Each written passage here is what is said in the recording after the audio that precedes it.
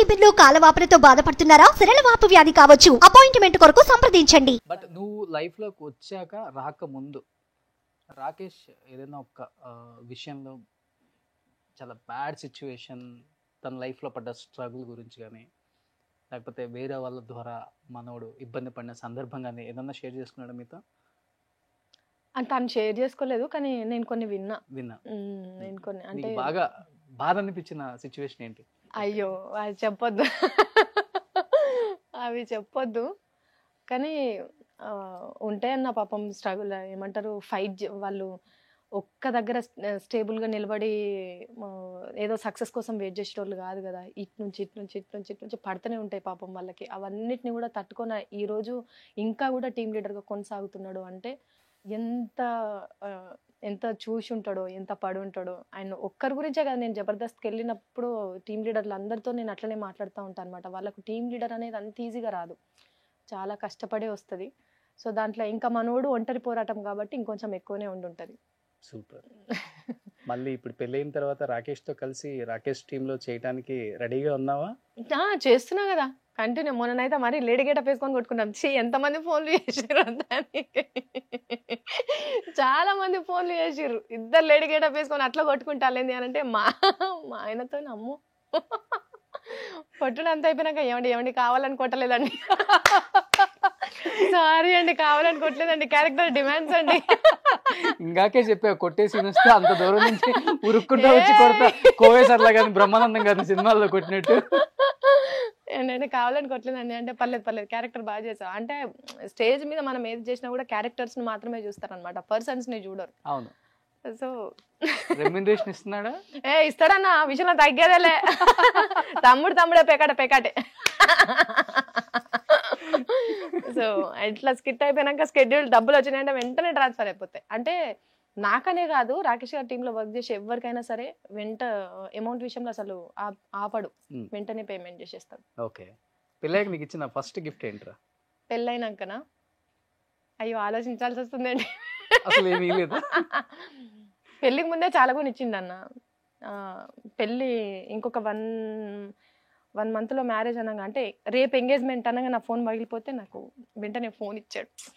IPhone అంటే starting నుంచి ఐఫోన్లు వాడే అలవాటు అయ్యి ఆండ్రాయిడ్ వాడాలంటే వాడలేకపోతున్నా అని చెప్పి ఐఫోన్ తీసుకొచ్చి దీంట్లో కంటెంట్ కూడా ఈజీగా చేయొచ్చు, ఎడిటింగ్ చేసుకోవచ్చు, అన్ని విధాలు ఆలోచించిస్తాడు. బడ్జెట్ పద్మనాభం అక్కడ అన్నిటి గురించి ఆలోచించి ఇచ్చాడు. ఇంకా పెళ్లి కూడా మొత్తం తనే చూసుకున్నాడు. నాకు సంబంధించిన ఏమి ఇచ్చిండ్రు కట్నం మా ఓడికి? ఏమి ఇవ్వలేదు, కట్నం అనేది లేదు పాపం, బిడ్డ తీసుకోలేడు. అద్దన్నాడు. నేను చెప్పిన అప్పటికి కూడా, నీకు కావాలంటే నువ్వు ఇప్పుడే అడుగు, తర్వాత నువ్వు అడిగితే మాత్రం నేను ఇయ్యను అని చెప్పిన. మమ్మీ డాడీ అంటే మమ్మీ డాడీ అయినా సరే నేను కన్వే చేయాలి కదా అన్న. కావాలంటే ఇప్పుడే నీకు ఏం కోరికలు ఉన్నా అన్ని కోరికలు కోరుకొని నేను మాత్రం ఇచ్చేదే ఇస్తాను. కట్నం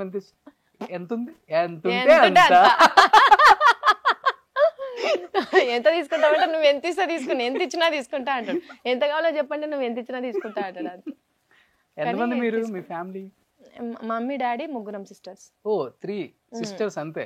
నేను చిన్నదాన్ని ఇంట్లో. ఇద్దరు పెళ్లిళ్ళు అయిపోయినాయి, వాళ్ళకి అందిస్తే తర్వాత అంతా అట్లేం లేదన్నా.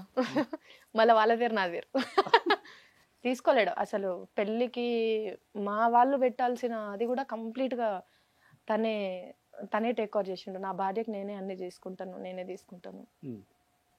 పెళ్లి పిట్టల మీద కట్టుకునే చీర దగ్గర నుంచి ఎవ్రీథింగ్ నేను చేసినయే ఉండాలి. అంటే పెళ్లి అనేది నా మైండ్ లో లేదు, వచ్చిన తర్వాత నా భార్యకి ఎవ్రీథింగ్ నేనే చూసుకోవాలి అని చెప్పేసి అన్నాను. Great husband. అవును చాలా. అందుకే వదలలేను, 7 జన్మలు నాకే రాసి పెట్టుకున్నా. చెప్పాడు కదా మనోడు కదా. అవును. Super. So last and final గా లైఫ్ లోకి అసలు ఇంకా వేరే వ్యక్తి రాదు అనుకున్న వ్యక్తిలోకి నువ్వు వచ్చావు, ఒక ఫ్యామిలీనే మార్చేసావు. అసలు ఈ రోజు నువ్వు వచ్చిన తర్వాత ఇంట్లో ఎలా ఉందంటే లక్ష్మీదేవి తాండవం చేస్తున్నట్టుంది ఇంట్లో అందరికి. జీవితాంతం అట్లనే ఉండాలి. అవును. సో ఇంత పెద్ద హిట్ ఇచ్చారు సేవ్ ద టైగర్స్ ఆడియన్స్ కూడా. సుజాతని ఇక్కడ పెట్టుకున్నారు అందరు కూడా. సుజాత్ని ఇంకా ఎప్పుడెప్పుడు పెద్ద స్క్రీన్ మీద పెద్ద హీరోలతో చూస్తామని వెయిట్ చేస్తున్న ఆడియన్స్కి ఏం చెప్తావు? డైరెక్టర్ని ఏం అడుగుతావు? డైరెక్టర్లని అయ్యా నాయనా ఏ క్యారెక్టర్ ఇచ్చినా హ్యాపీగా చేసేస్తాను నాయన, మీరు 1 టేక్ అంటే నేను 2 టేక్స్లో మీకు చేసి చూపిస్తాను అని కాకుండా, సార్ మీరు ఎటువంటి క్యారెక్టర్స్ ఇచ్చినా నేను హ్యాపీగా చేస్తాను, అండ్ ఈ క్యారెక్టర్కి అమ్మాయి సెట్ అవుతుందా అని కూడా మీరు అనుకోవద్దు. కాకపోతే నేను కొంచెం చూడడానికి నేను బక్క ఉంటా కానీ థియేటర్లో మన స్క్రీన్ మీద మాత్రం మంచిగా కనిపిస్తా. అది స్క్రీన్ మీద అంటే నిజంగానే సుజాత లావ్ అయిపోయింది అనుకున్నా నేను. అవునా అన్న?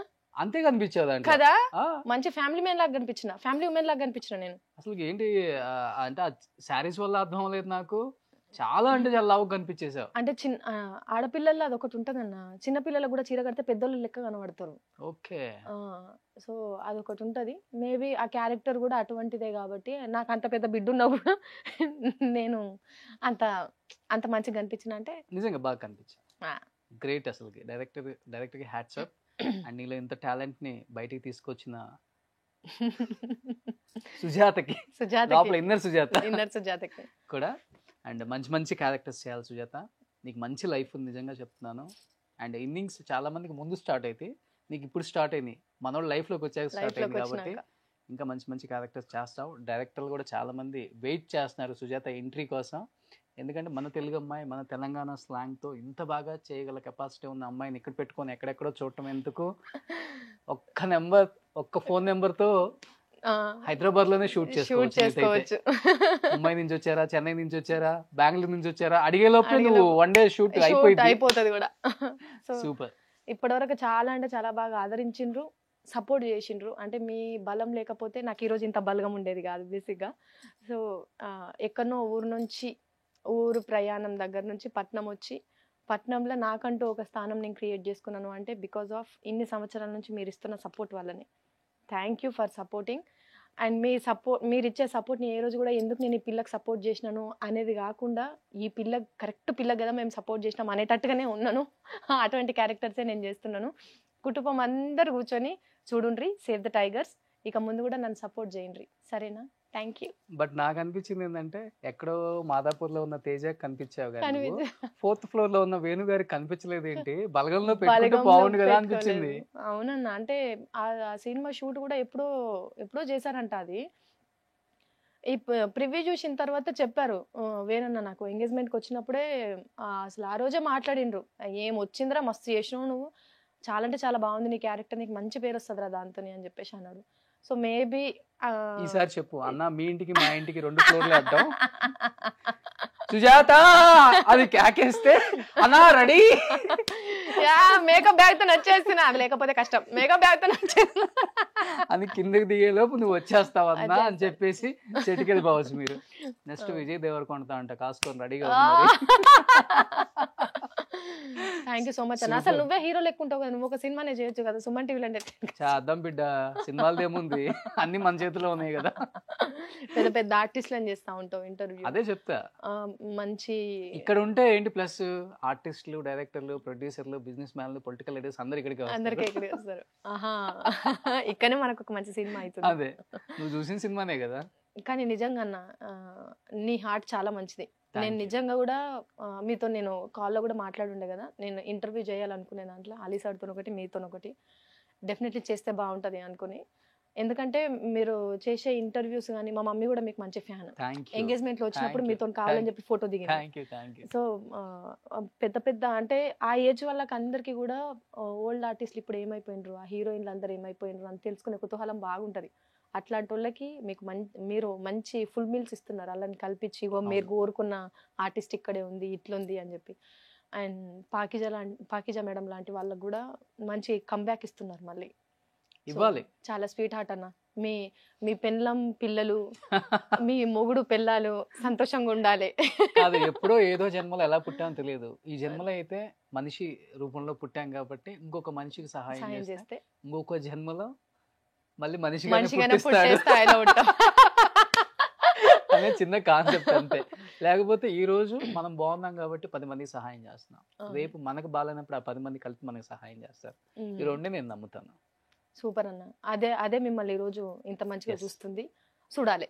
సుజాత అన్న, ఇప్పుడు చాలా మంది ఈ ఫీల్డ్ లో ఉన్నామంటే pub culture, parties, friends, bindaas life enjoy చేయటం, హాలిడేస్, ఫారెన్ ట్రిప్లు అంటుంటారు. సుజాత ఎక్కడ కనిపించదు, ఫ్రెండ్స్ లేరా, లేకపోతే పార్టీలు అంటే ఇష్టం ఉండదా, పబ్ కల్చర్ నచ్చదా? అంటే నేను స్టార్టింగ్ నుంచి కూడా పెద్దగా జర్నీస్కి కానీ లేకపోతే పార్టీస్కి కానీ వెళ్ళే క్యాండిడేట్ని కాదండి. ఎందుకో నాకు నేను ఇక్కడ ఉన్న దగ్గర అంటే ఇప్పుడు ఎవరైనా సరే ట్రిప్స్ ఎందుకు వెళ్తారు, పబ్లిక్ ఎందుకు వెళ్తారు, పార్టీస్కి ఎందుకు వెళ్తారు అంటే మనశ్శాంతి కోసం. అబ్బా ప్రశాంతంగా ఈరోజు వచ్చినాము, ఫుల్ మంచి డిచ్ అవ్వచ్చు, మంచిగా ఎంజాయ్ చేయొచ్చు అనే కాన్సెప్ట్తో వెళ్తూ ఉంటారు కదా. నాకు అట్లా ఎక్కడ అనిపిస్తుంది అంటే నా రూమ్లో అనిపిస్తుంది. ఓకే. రూమ్లో ఒక్కదాన్ని ఉంటే నాకు ప్రపంచం అంతా నా చుట్టూ గిర్ర గిర్ర తిరిగినట్టు అనిపిస్తూ ఉంటుంది నాకు ఎందుకో. అది ఒకటి భయం అయి ఉండొచ్చు. ఊరికెళ్ళి నేను వచ్చేటప్పుడు మా అమ్మ చెప్పిన మాట ఏంటంటే నువ్వు కొంచెం మన ఊరికి హైదరాబాద్కి చాలా అంటే చాలా తేడా ఉంటుంది. హైదరాబాద్ అనేది మొత్తం రంగుల ప్రపంచం నీకు. అక్కడికి వెళ్ళిన తర్వాత మోడర్న్ డ్రెస్లు వేసుకోవాలని చెప్పి, పార్టీస్కి పోవాలని చెప్పి, పక్కన దోస్తులు ఎక్కువ మంది ఉంటారు. చిన్నప్పటి నుంచి నాకు దోస్తులు లేకుండా అంటే ఏదైనా సరే ఇంట్లోనే షేర్ చేసుకునేటట్టు మా అమ్మ అలవాటు చేసింది అన్నట్టు. చిన్నప్పటి నుంచి దోస్తులు లేరు. గ్రేట్. ఏదైనా సరే ముగ్గురు అమ్మాయిలే కాబట్టి మాకు అట్లనే ఉంటుండే. దట్టు నేను పెరిగింది కూడా మళ్ళీ హాస్టల్ కాబట్టి హాస్టల్లో కొలీగ్స్తో హాస్టల్లో ఉన్న పక్కన వాళ్ళతో మాట్లాడుకోవడం, అందరినీ అక్క చెల్లె అని పిలుచుకోవడం, ఆ బంధాలు ఎక్కువ ఉంటుండే నాకు. ఇక్కడికి వచ్చిన తర్వాత మా అమ్మ మాటలు చెప్పింది కాబట్టి అంటే కొంచెం భయంతో పంపించింది బేసిక్గా. ఇక్కడికి వచ్చిన తర్వాత ఫ్రెండ్స్ కూడా ఆఫీస్లో వర్క్ చేసినాను అంటే ఆఫీస్ వాళ్ళతో ఆఫీసే. అక్కడ నుంచి మళ్ళీ ఇంటికి వచ్చినంటే ఇంటికాడ ఒక్కదాన్ని మంచిగా వండుకునేది, ఒక్కదాన్ని తినేది, హరాంసే టీవీ చూసుకుంటే వండుకునేది. సో అట్లనే ఉంటుండే నేను. ఒకనొక స్టేజ్ వచ్చిన తర్వాత అంటే కొంచెం పేరు వచ్చిన తర్వాత అందరు అడగడం స్టార్ట్ చేసిండ్రు. అంటే ఇది కూడా ఒక క్వశ్చన్ ఉంటుందా అనుకున్నా నేను. ఎందుకు నువ్వు బయటికి రావు, ఎందుకు నీకు పార్టీస్ నచ్చవు. అట్లా నేను పార్టీకి రాను అంటే కూడా నా మీద సీరియస్ అయి వెళ్ళిపోయిన వాళ్ళు చాలా మంది ఉన్నారు. ఆఫీస్లోనే కావచ్చు, నాతో వర్క్ చేసిన వాళ్ళే కావచ్చు. అంటే మనం ఏదన్నా చేసినాము అంటే అది మనకు హ్యాపీనెస్ని ఇవ్వాలి కదా. నాకు ఇంట్లుంటేనే నాకు హ్యాపీ ఉంటుంది. ఇంకా దోస్తులతోనంటే ఒకప్పట్లాగా నిజంగా నేను ఏది చెప్పినా లేకపోతే అవతలోళ్ళు ఏది షేర్ చేసుకున్నా కూడా అరే నిజంగా ఇది మనలో ఒక ఫ్రెండ్ అనుకొని మనకు చెప్పింది, మనం బయట ఎవరితో మనము అది ఉండొద్దు. సో ఒక మిర్రర్ లాగా మనకు చెప్పింది కదా, మనం అట్లనే ఉండాలి అనుకునే ఫ్రెండ్స్ ఈ కాలంలో నేను చూస్తలేను. ఎందుకంటే నాతో వర్క్ చేసేటోళ్ళు కూడా మేము మంచి ఫ్రెండ్స్ అని అంటారు. అక్కడికి పోతే ఆమె ఈమె గురించి మాట్లాడుతుంది, ఇక్కడికి వచ్చి ఈమె ఆమె గురించి మాట్లాడుతూ ఉంటుంది.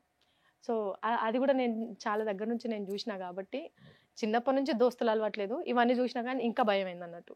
సో కొంచెం ఫ్రెండ్స్ అట్లా దూరం, పార్టీస్ అనేది ఇట్లా దూరం. చిన్నప్పటి నుంచి ఫంక్షన్స్ అన్న, పెళ్ళిళ్ళు అన్న, పార్టీస్ అన్న దేని కూడా పోయేదాన్ని కాదు. అందుకే అంటారు నన్ను ఊరు నుంచి వచ్చినావు, ఇది ఒక ఊరులాగానే బతుకుతున్నావు అని చెప్పి. అది నాకు ప్రౌడే కదా. అందుకే మణికొండలో బతుకుతున్నా. మణికొండలో బతుకుతున్నా. కొండ నిలబడిద్ది అక్కడ. అదే జూబ్లీ హిల్స్, బంజారా హిల్స్ అంటే కొంచెం ఫాస్ట్ ఉంటారులే. అదే విలేజ్ ఎక్కువ ఇంపాక్ట్ అవ్వడం వల్లనేమో మేబీ నేను ఈ కల్చర్ కి కానీ ఈ అట్మాస్ఫియర్ కి కానీ నేను కొంచెం దూరంగా ఉన్నా. గ్రేట్. అసలు ఈ జనరేషన్ లో ఒక అమ్మాయికి క్వాలిటీస్ ఉంటుంది. గ్రేట్. అసలు చాలా మంది నేర్చుకోవాలి ముందు. రాకేష్ కి ఇదే క్వాలిటీ నచ్చుండి యాక్సెప్ట్ చేసి ఉంటాడు నాకు తెలిసి. మన ఆ టైపే కాబట్టి ఆ టైప్ లో ఉంటారు. ఊరికి వెళ్ళి తిరగటం అసలే బడ్జెట్ పద్మం లాభం కాదన్నా.